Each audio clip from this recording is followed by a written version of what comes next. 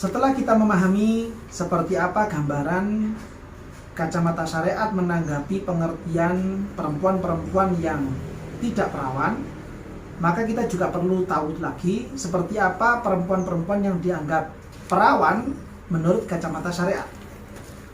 Keterangan yang ada di dalam kitab Fathul Qorib, beliau Syekh Muhammad bin Qasim Al-Ghazi menyatakan, wal bikru aksuha.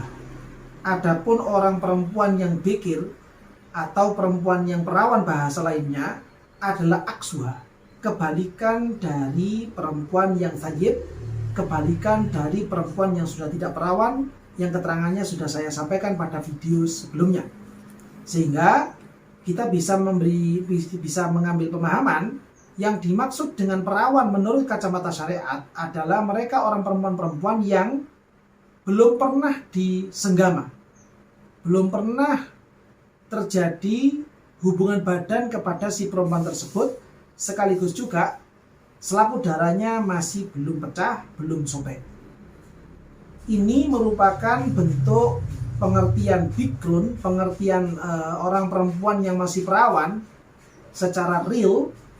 Dan nanti akan ada juga orang perempuan yang dihukumi perawan secara hukman, secara hukum dia dihukumi perawan. Seperti apa contohnya? Misalkan ada orang perempuan yang makhlukotun bila bakarotin, perempuan yang dia itu diciptakan sejak lahir, artinya sejak lahir memang dia tidak memiliki selaput darah. Sejak lahir memang dia tidak memiliki selaput darah, walaupun dia belum pernah disenggama oleh pihak lain. Maka orang perempuan yang seperti ini tetap dihukumi sebagai perempuan yang bikru. Atau zalat bila wat'in, dia kehilangan selaput darahnya tanpa sebab hubungan badan. Dia tidak pernah melakukan hubungan badan dengan siapapun, dengan apapun, tapi kemudian selaput darahnya ini pecah atau sobek. Maka perempuan seperti ini tidak bisa dianggap sebagai sayyid. Dia tetap dihukumi sebagai bikrun, tetap dihukumi sebagai perempuan yang perawan. Sehingga kemudian dalam kitab Bujairomiyah, beliau memberikan contoh ka'an zalat bi usbu'in au nahbihi. Contoh misalkan kalau selaput darahnya si perempuan ini pecah, selaput darahnya si perempuan ini sobek karena mungkin sobek karena kemasukan jari atau benda-benda yang lainnya yang menyebabkan selaput darahnya hingga sobek. Maka perempuan yang seperti ini, walaupun sudah tidak memiliki selaput darah, dia tetap dihukumi sebagai perempuan yang perawan menurut kacamata syariat. Kenapa pemahaman ini penting untuk kita pahami bersama? Karena nanti kaitannya dengan boleh atau tidaknya bapak si perempuan ini menjodohkan putrinya dengan seorang laki-laki menurut pilihannya si bapak, walaupun tanpa meminta izin kepada putrinya sendiri.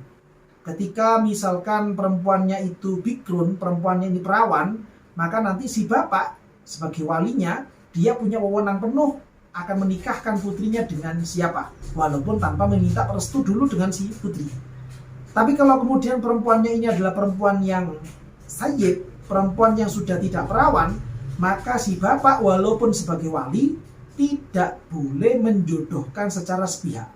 Dia harus meminta izin terlebih dahulu, rembukan terlebih dahulu, musyawarah terlebih dahulu dengan putrinya, mau atau tidak dijodohkan dengan seorang laki-laki pilihan orang tuanya. Nah, ini penting untuk kita renungkan, penting untuk kita pahami, supaya kita terutama sebagai orang tua, kita sebagai wali-wali nikah tidak gegabah mengambil tindakan untuk menikahkan putri-putri kita, entah mereka yang masih perawan atau sudah tidak perawan. Mudah-mudahan ini semuanya menjadi manfaat untuk semuanya. Amin ya rabbal alamin.